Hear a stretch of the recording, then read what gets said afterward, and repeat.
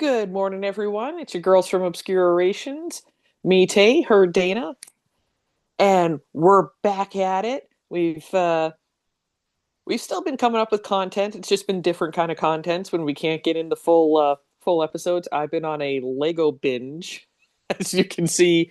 Uh, the end results on TikToks, and if you want to see the full build, you can actually go to our YouTubes and go watch them on there and watch as I actually put them together bag by bag. And I have more on the way because I have an addiction and I'm going to run out of space to display the addiction. Have you seen Lego's sale? I have seen it. I don't have an account on Lego. I have been tempted to go on there, but I just bought the Razor Crest from the Mandalorian, the first ship, the original ship that he had. Nice. So because they're going to be discontinuing it this year, it's one of the ones that's getting retired. And so I told my mom for Christmas she was buying me that. So like $800 later, it showed up. The box is huge. Like it's bigger than the dog. It's probably about, well, it's 6,100 pieces. So it'll be a long-term build. And then I You'll have, have to film stages oh so yeah. so we can do like a continuous series. Yeah, I was going to say that's going to be like, hey, this week I did bags 1 and 3. Like, here it is. Well, no, I asked because scrolling through the TikTok and because we've Mhm. been hashtagging Lego, Lego has been coming up in the podcast news feed, Yes, and um the one time it came up and it said check out our Black Friday sale. I'm like, what the fuck? right? Went over to the Lego site and the complete Hogwarts Lego, Hmm. so like the whole castle, was Yes. $18. What? 18, 1 8.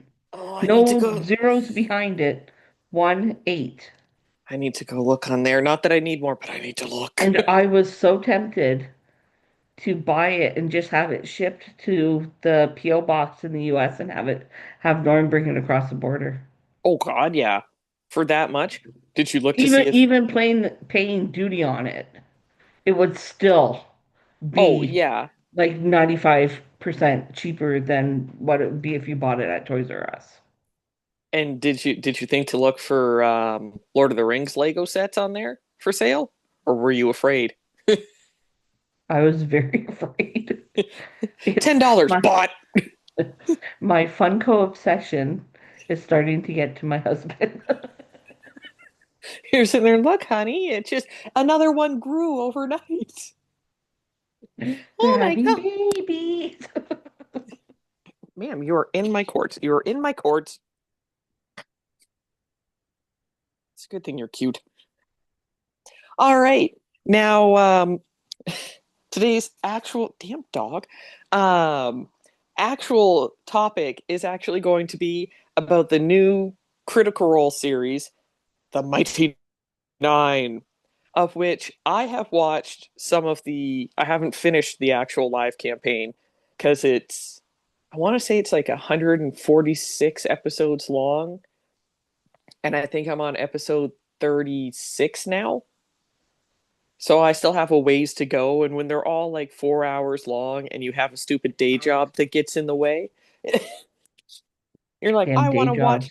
Yeah, I want to watch. Like, do you know how many episodes I could get done or how many books I could get done if we were allowed to listen to things on the floor? Like, I'd be through those damn sessions in no time. You're like, okay, time for the next one, time for the next one. But obviously, You you've have dog now. eyes, a cat. You both are demanding attentions. Be Um, so we've both now watched the first 3 episodes. That Yeah, I don't know if they're doing it a one a single week, I believe. Yeah. is it supposed to be one a week? Like Yeah, one every so Wednesday. the way that they do it with Vox Machina is that they do 3 episodes a week, but that divides nicely into 12, whereas 8 does not divide with 3 very nicely. Um, so I'm curious to get your take on it. Like, how do you think the flow of the TV show went for you?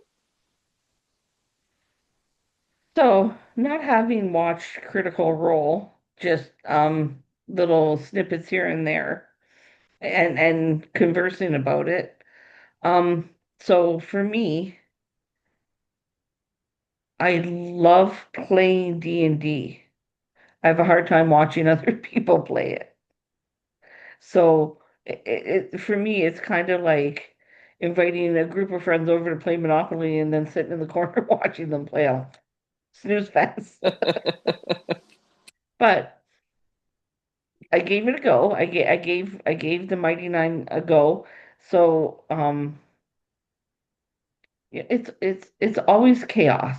There's no happy Mm, medium.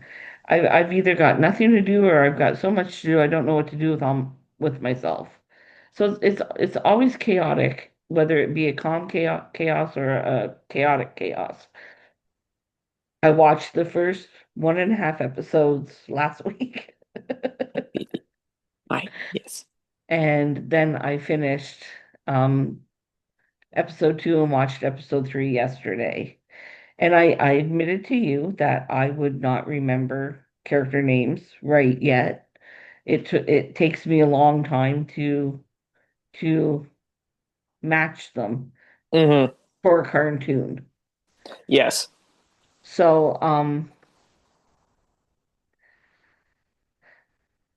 after you explaining to me that it's finding the group and them coming together to go on the mission or the mission. I'm thinking outer space now because we were talking Star Wars. Oh Lord, the campaign. It works. Mission, quests, campaigns. It's all the same. It's good. So I'm enjoying seeing how the characters are meeting up and like in how they're coming together and what their campaign is going to be about. I'm going to assume it's finding that stone. So so it'll be interesting to have the comparative notes because for me, I've seen this in the actual play, except the difference is, and they had said that they were going to change stuff, and my friend and I 100% nerded out over it because she's watched the entirety of the campaign. I've watched, like I said, the Oh, first, like like, the live? yep. Like she's watched all 146 episodes. She watched the one-shot spin-offs. She's now on to campaign 3. Uh, so we were talking about the differences between the show and the actual thing, and I kind of like so those first 2 episodes because when you were asking the questions, and I had said to Dana that it's it's different than how it happened on the table because the first 2 episodes don't exist at the table. Right, right, So it was a cool way for them to actually explain the backstory that you find out this information later on, like in snippets, kind of like how we're doing, like when we're playing D&D, we find out the backstory about people like we're whatever 10 sessions in and right. we're just now finding out backstory about the people and why it's filling in why things are important to them. 11. We're 11 sessions in. Yeah, you're right. 11 sessions in, excuse me, and we're just now finding out some of the backstory for some of the people, and that was exactly like that's how, I mean, that's how D&D is. You find out as you go along, Yeah, whereas exactly. for the TV show the first 2 episodes were essentially session 0, which don't exist. So that was brand new for me too, where I'm like, the hell is this? Literally watching like that, what, I don't understand. Why is this happening like this? What's this happening? Why is this? I don't understand. Like, yeah, we find this out in like episode 20 when this comes up. I'm like, I don't get it. So it was interesting to see that. So that one was essentially like those first two episodes were brand new for all viewers, people who have seen the campaign, people who haven't. And then when you get to episode one, that's actually when it lines up with session one. And that was when my friend and I were noticing the differences from the campaign to the actual TV series now. Like some of the stuff that they've changed, we were arguing about it. We were both like, I don't like these changes. I don't like this one. I don't like this one. Like for the most part, most of it was pretty well on point, and some of the stuff that they changed just actually made the story flow better. Mhm. Versus like when you look at how long some of the stuff takes, like when we're playing D&D and we do our 6 hour sessions, when you look at the amount of stuff that we get done in it, in game, it's like no time at all has gone Yeah. by. It's a lot of you're strategizing, you're like, okay, well, do I notice this? Do I notice that? Where in the TV series, you actually get to show the people just doing that. So it was interesting to see some of the stuff like watching the demon toad come to life was fantastic. Like that was I love that toad. I love that toad. that's what you think now. Yeah, that's what I think now. Exactly.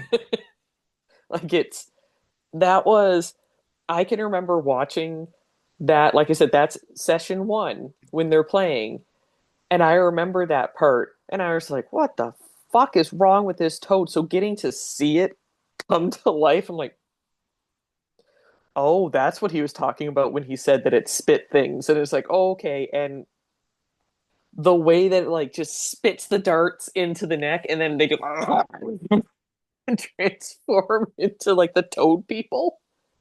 So, can we talk spoilers? Like, can we talk about what? Yes. Okay. Yeah, I was gonna say I one of the hashtags, the very first one is spoilers. Okay. So in episode 3, when the toad people were running rampant, and the guy with the red eyes and the tattoos, the Oh, circus guy with the cards, and Molly Mock. who? Molly Mock. Okay, he killed his friend there, and then Hmm. he turned back human. So something that I'm like, I know it's going to be eventually answered, but now I'm wondering. He bled onto the floor, and it turned into a little ice Hmm. stalagmite, whatever. Yep. So I'm curious about that. I'm Like, why trying. why why did his blood turn ice? So he has a super cool backstory. I'm curious how they're going to do it in the TV series. Like, it was one of the things that my friend Alicia and I were talking about because he's the one I was telling. Oh, yeah, I told you guys about him because I was talking about instant deaths and stuff like that, and when you Yes, kill yes. a character. So in the campaign, he was the guy who actually gets annihilated when he goes into battle. This is like way longer away. Like I think it was session, I want to say 26, where they get into this battle and this like one guy is OP and they were rolling like shit. So when they get into the fight, Molly ends up getting killed completely and they bury him, but he ends up getting resurrected later on. I haven't gotten to that part yet, so I don't know where in the sessions that happens, but I know that he does. Um, and Okay. Okay. No, I pulled up the cast so I can see the names oh, of the people. Not that it smart. makes any difference because the cast is the people that actually provide the voices, not the picture of them in Yep. the series. So it's like, As I say their names, you can at least match up the voice actor with the name yeah, underneath it. Because Laura Bailey plays Jester. Jester. She's and Jester is so fucking chaotic.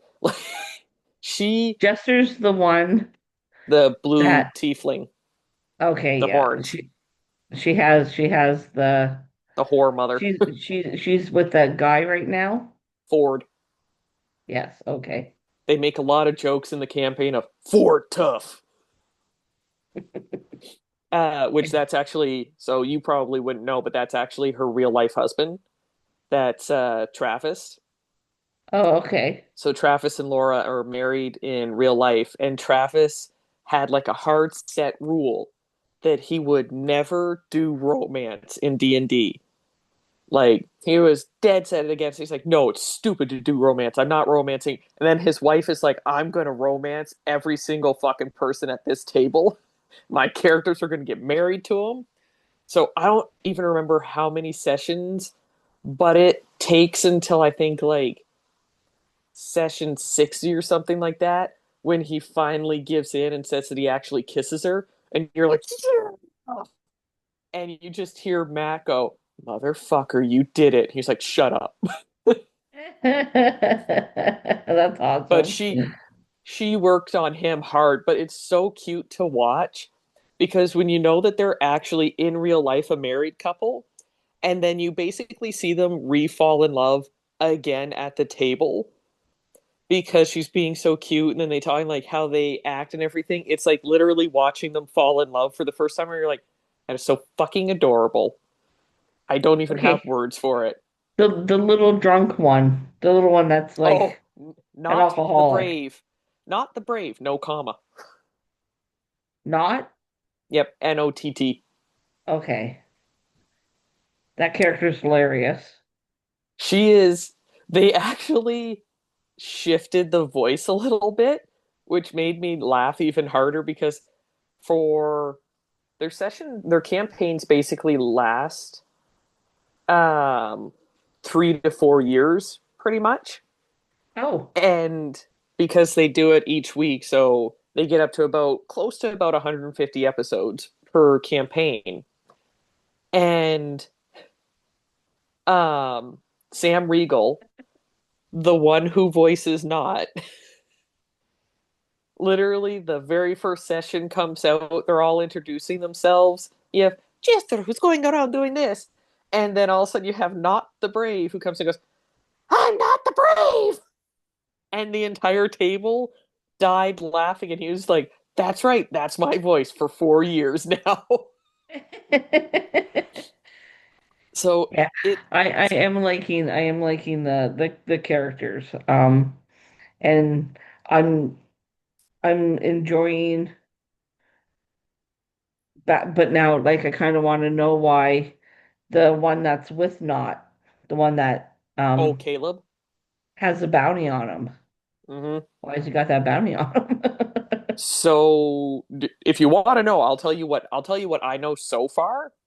If you want spoilers, because I mean, they're not going to get all the answers in 8 episodes. Right, right. At least I don't think. That is like it's a lot of that'd be a lot of information to try and shove into 8 episodes. They could do it. So Okay. would you Yes. like okay. So he he has an issue with fire, and supposedly he actually, if I remember correctly, burned his family to death in a house fire that he started by accident. Oh. So he has a horribly tragic backstory for that. Um, it's it is so well done. Like he plays Caleb so well in the sessions where he's incredibly intelligent. He's really great. He uses Fireball. He uses Firebolt. He uses the same spells that you love so much. Um, and it was, oh my god, the part when he did the find familiar in the actual TV series where he brought the cat back and he saw it and then started to cry. That shattered my heart. I was like, oh, like I could feel my heart just breaking into a million little pieces. because Yeah.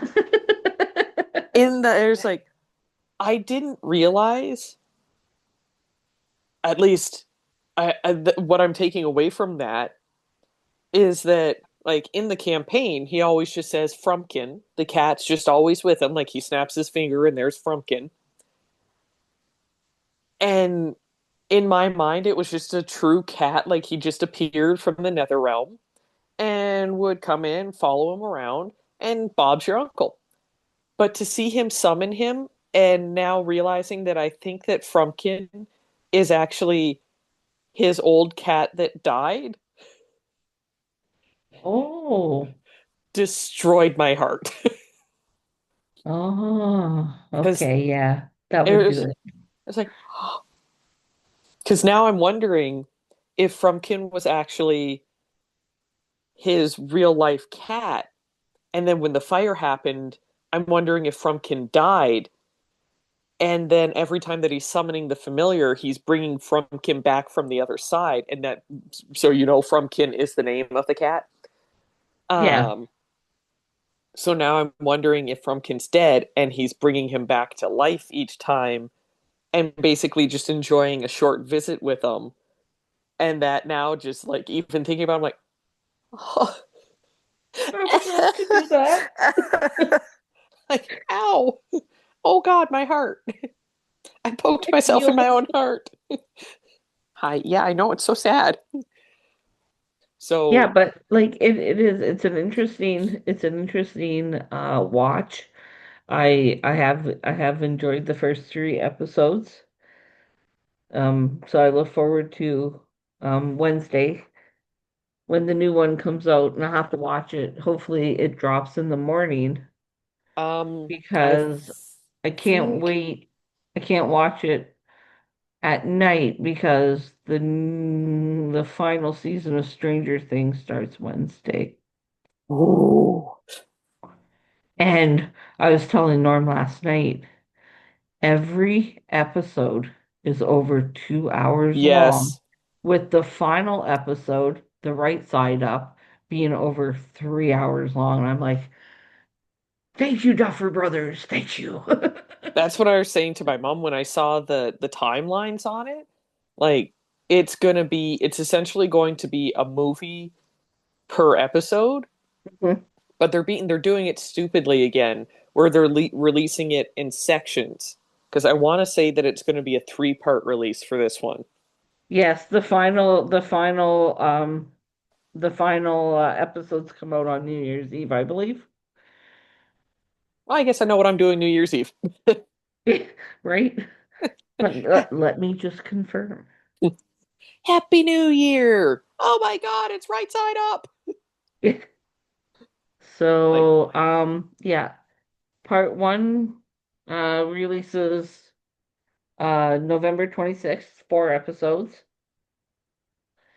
and three episodes on Christmas Day, so I know what I'm doing on Christmas Day. God, And then yes. part three which is the final episode. So one episode on the 31st. All right, I know what Mama and I are doing now. Yee! And now that I know that, so we can do mini episodes to match up for two different fandoms because we're both into both.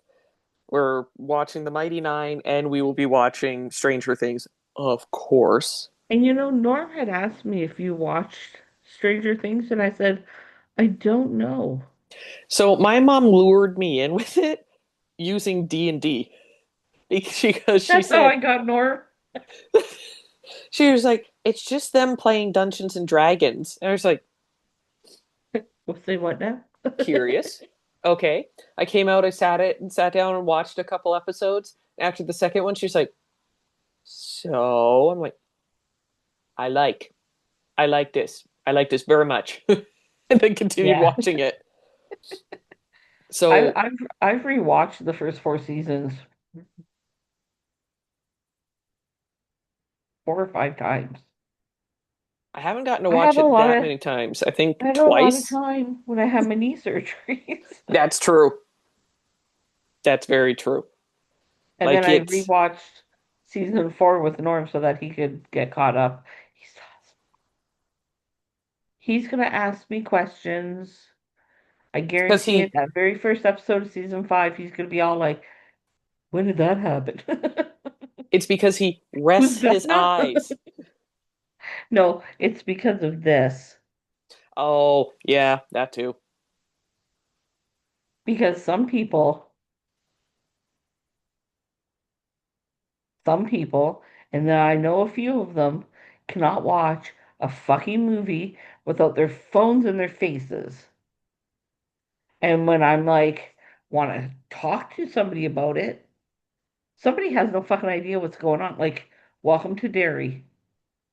Is he actually watching, like playing on his phone for that the entire time? So it was on Sunday night. Mm-hmm. So before it, we watched the last episode of season 4 for Stranger Things. Welcome to Derry comes on. We had 15 or 20 minutes before it started.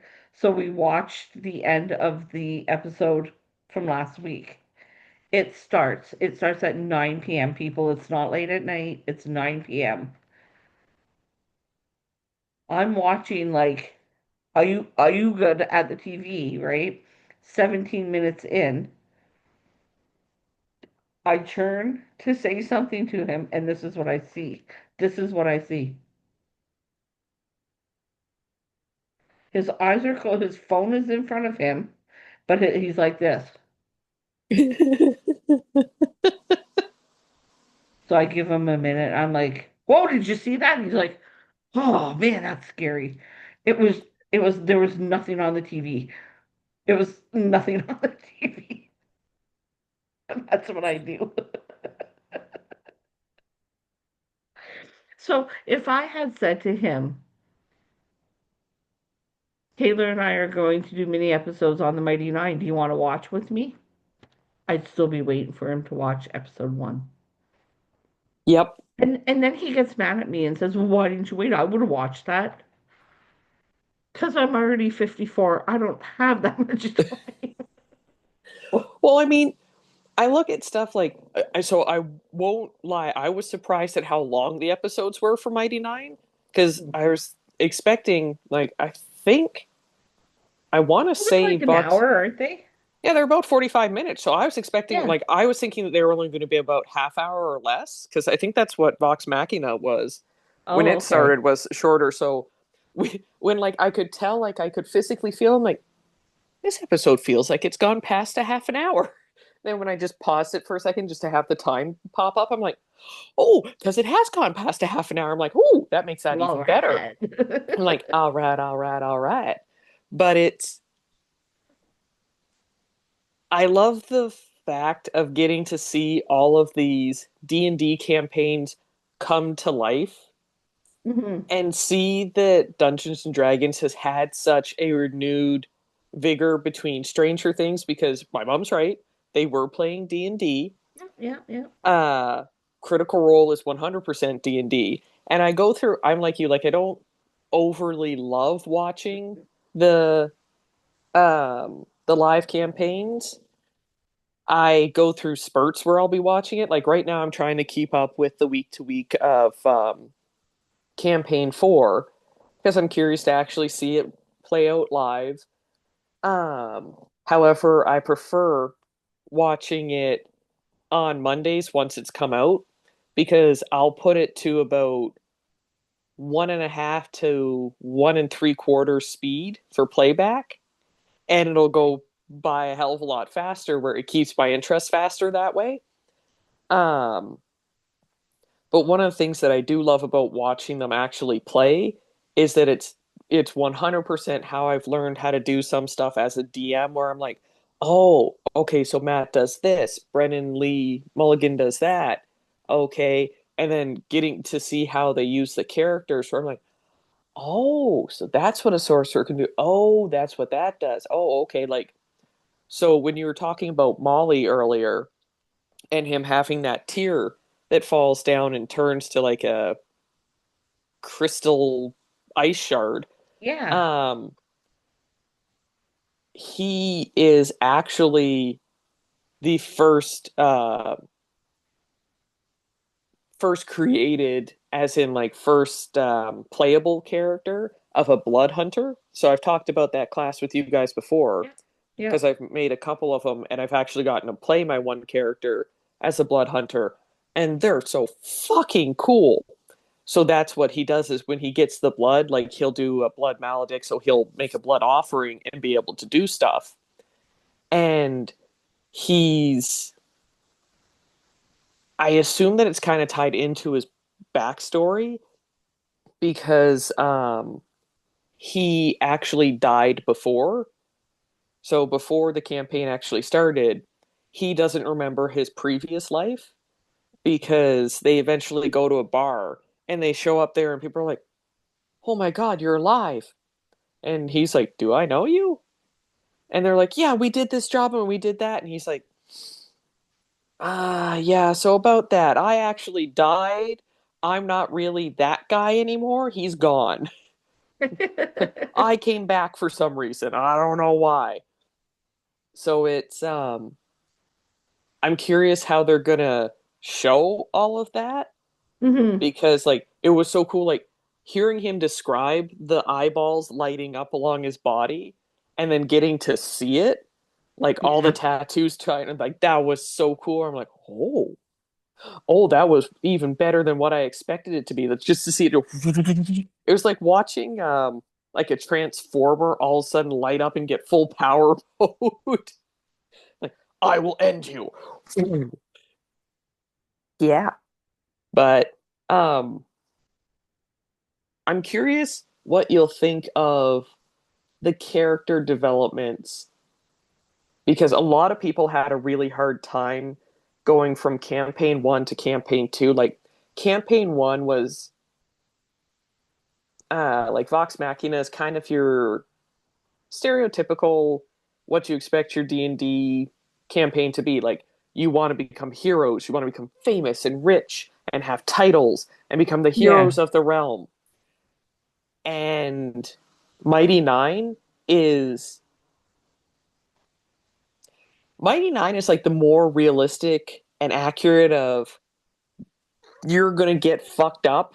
Like you want to become these badasses that are heroes and everyone recognizes your name, and instead everything goes horribly, horribly wrong because you roll like shit. So So it's there's 3 seasons of Fox, I can't remember and if there's 3 or 4 now. how many are they doing? Do you know? Uh, for the seasons of Vox Machina, Yeah. um, they're doing it'll be I think 6 seasons in total. Okay. Well, then I may start watching it. Let me look over here. Oh yeah, there is only 3 seasons. So I lied. There's only going to be 5 total. So the new one, season 4, comes out. Trying to remember, they announced sometime next year they're doing Mighty Nein now, and then later on will be season 4 of Vox Machina. And it's like I said, it's such a like it's just the best way to describe it is that Vox is your stereotypical group that you get together, where you have a barbarian, you have a paladin, you have the uh what are those things called? The Cleric, bard, yep, the Bard. cleric. Like you have the stereotypical like heroic group that comes together and they do some badass things. Okay.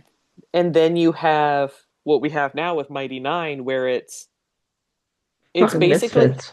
it's 100%. They are the misfits. They come together by happenstance. They do some badass shit, but they legitimately, they actually in the campaign failed the main mission. When it comes down to it, like I saw a meme the other day where it was comparing the two, and they're like, Vox Machina stops the dragon overlord, saves the realm, does all this awesome stuff, becomes the heroes of the realm. Vox Machina fails to stop the assassination attempt. And you're like, oh, they fucked up. You're like, oh. So it's, it's interesting to see such the polar opposites of when you get stuff like that. Just because when you play D&D, you know that you can have good roles and you can have bad roles. Like some of the sessions, you have some sessions where you're like one of the ones that we had where you guys took 2.5 hours to beat the like five guys that I had there that weren't even hard to beat, but you were just Yeah. rolling so badly and I was rolling so badly that nothing was really happening. And then other times you guys come in and I'm like, okay, this is going to be a long battle. And you like one shot all of it. I'm like, well, what the fuck just happened? Like, there's no in between. It's either you do great that day or you do horrible. There's no in between. There's no middle ground with it. And that is what someone actually did the math where they showed on TikTok. They actually had the picture of the player. So it was like Laura Bailey playing Vex, um, who is she? Jester, and whoever her third character was in the third campaign. And they actually did the comparison of natural 20s to natural ones for each campaign. Okay. And they did it for every character, like each player and each character.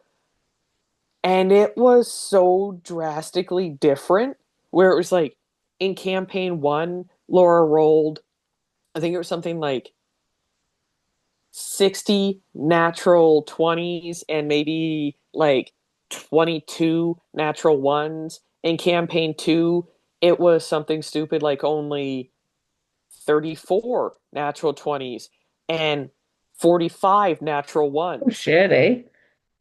And that was literally when you looked through all of the stats, that was pretty well like that's how it was for all of them.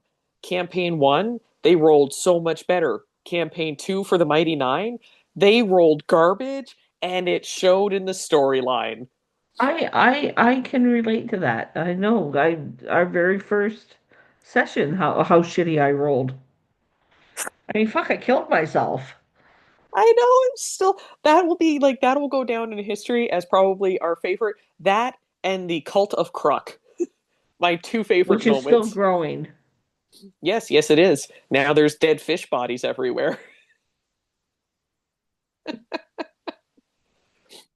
So yeah, so I'll be curious. So the new episode comes out tomorrow, or new two episodes, however they're doing it. The new episode comes out tomorrow, so we'll watch that. We can do a mini episode on that, and then we'll also watch because I have Thursday off this week. I know what. Oh, fucking Mama and her clients.